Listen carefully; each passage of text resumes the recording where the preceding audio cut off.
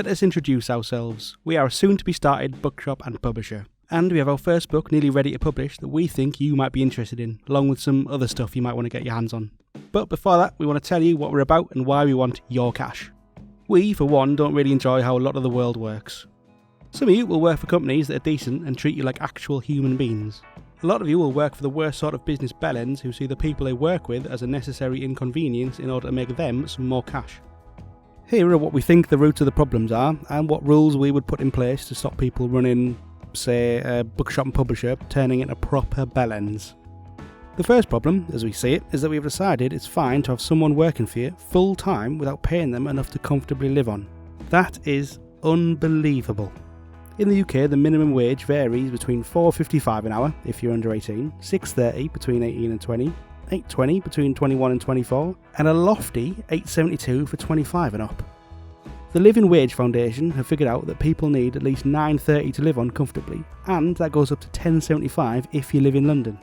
That means for a 40-hour week, the national minimum wage would give you up to £18,138, depending on how old you are, and the Living Wage Foundation reckon you need at least between £19,334 and £22,360, depending on where you live. We think a good rule would be to pay everyone at least what the Living Wage Foundation thinks you need, because, at the very least, they seem like clever people. So, to that end, our rule would be paying everyone at least £23k a year for full-time work, regardless of age or where they're living. The second problem we find annoying is a bit less economic.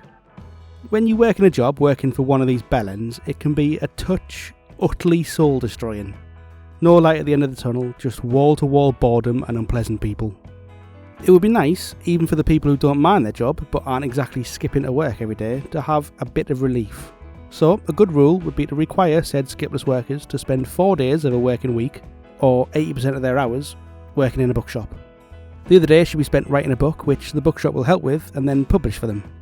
That way, while they are stacking shelves and dealing with horrible customers, they can legitimately dream of winning the Booker Prize. Problem 3 is how much money gets sucked up the business and funneled out the top like smoke from a chimney.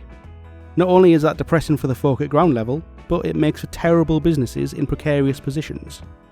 And we can definitely think of a rule that would help with that. The average difference in pay between CEOs and their average workers was 201 times in 2018. The US had it even worse at 265, and even the generally sensible Germans had a gap of 136 times. That is mental. And that is money that could be spent on better wages for other people and put back into making their companies more secure. The obvious rule for a bookshop and publisher to have there would be to have a limit on what anyone can take out of the business.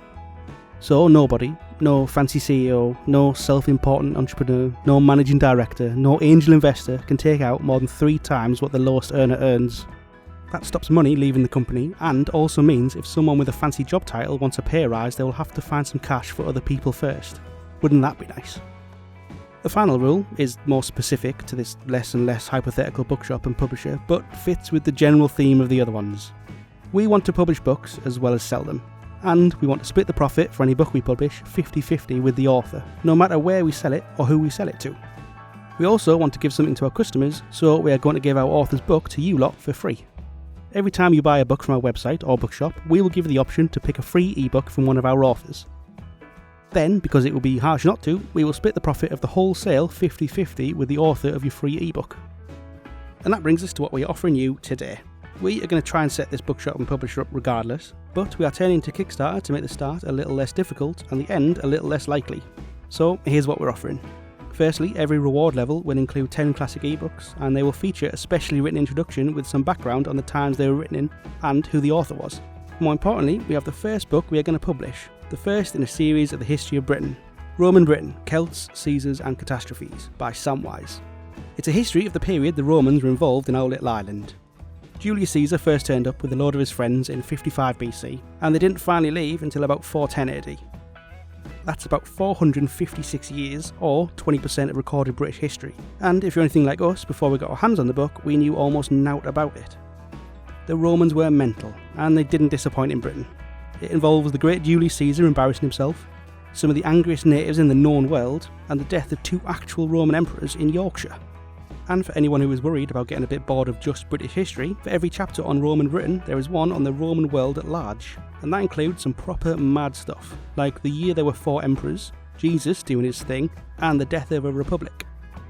And for the folk who even that isn't enough for every Roman Britain and Roman world chapter there is another one on something else going on in the world, like the Han Dynasty in China, global interest in pyramids, and the Nok culture, who had some very cool statues.